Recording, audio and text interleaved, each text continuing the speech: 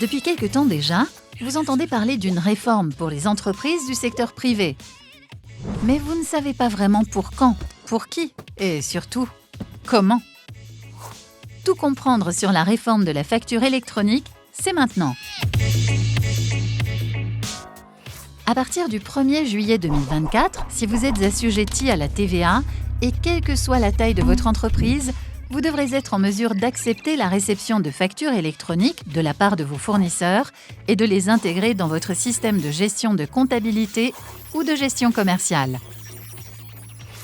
De plus, à compter de cette date progressivement jusqu'en janvier 2026 et en fonction de la taille de votre entreprise, vous devrez être capable d'émettre des factures électroniques dans l'un des formats rendus obligatoires par la réforme, puis de les transmettre vers vos clients, non plus directement, mais soit via la plateforme publique du ministère de l'Économie, des Finances et de la Souveraineté industrielle et numérique, soit via une plateforme privée agréée par ce ministère. Cette obligation de transmettre les données de facture via ces plateformes s'appliquera à l'ensemble des opérations commerciales B2B en France. Pour ce qui est des opérations avec l'étranger, import et export, les entreprises devront réaliser un e-reporting, c'est-à-dire transmettre une synthèse de la facture émise ou reçue. Pour les transactions avec les particuliers, B2C, les entreprises devront remonter périodiquement vers l'administration fiscale une synthèse des transactions avec leurs clients. Et au fait, c'est quoi une facture électronique ? Différente d'une simple facture au format PDF, une facture électronique, au sens de la réforme, devra être émise en respectant la norme sémantique européenne EN 16931. Pour respecter cette norme, 3 formats structurés en XML ont été retenus: Facture X, UBL et C2I. Ces 3 formats sont techniquement équivalents à quelques éléments près.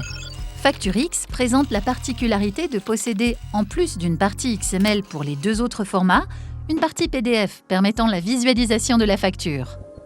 En plus de ces 3 formats, les entreprises qui utilisent aujourd'hui le système d'échange de données informatisées au niveau fiscal pour transférer leurs factures pourront le faire via les plateformes agréées par le ministère de l'Économie, des Finances et de la Souveraineté industrielle et numérique. Concrètement, qu'est-ce qui va changer pour votre entreprise ? Les factures papier et PDF simples ne disparaîtront pas pour autant avant le 1er janvier 2026, date à laquelle toutes les factures assujetties à la TVA devront être électroniques. Il faudra être capable de gérer de façon homogène tous ces différents flux. À noter que certaines factures pourront toujours être traitées au format papier ou PDF au-delà de 2026. C'est le cas notamment des factures internationales. Dès 2024, les échanges de factures devront obligatoirement transiter par le portail public de facturation Chorus Pro, géré par l'administration fiscale.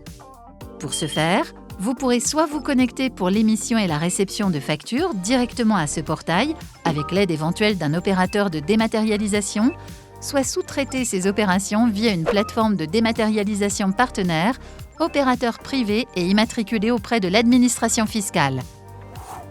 Un autre point fondamental de la réforme consistera à informer l'administration fiscale du cycle de vie de la facture au travers de statuts tels que le dépôt, le rejet, le paiement ou l'encaissement.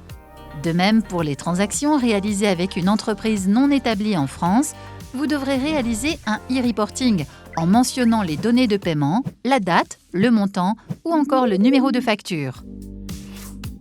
Aussi, quelles sont les grandes exigences à respecter ? Selon le Code général des impôts, l'authenticité de l'origine, l'intégrité du contenu et la lisibilité de la facture doivent être assurées à compter de son émission et jusqu'à la fin de sa période de conservation. À cet effet, il vous sera demandé de sécuriser l'émission ou la réception des factures, soit par la constitution d'une piste d'audit fiable, soit par la position d'une signature électronique qualifiée au sens du règlement européen EDAS, soit via la génération de factures structurées basées sur l'échange de données informatisées EDI. Enfin, afin de respecter le délai de conservation de 10 ans selon le Code du commerce et de 6 ans selon le droit fiscal, il conviendra d'archiver les factures, ces différentes données et les éléments de traçabilité. Ainsi, vous serez assuré de sécuriser l'intégrité, la disponibilité et la lisibilité des données dans le temps. Vous l'aurez compris, cette réforme va structurellement modifier vos habitudes de facturation et de travail. Anticipez les étapes, préparez vos équipes et votre système d'information et entourez-vous d'experts pour bien franchir ce cap décisif.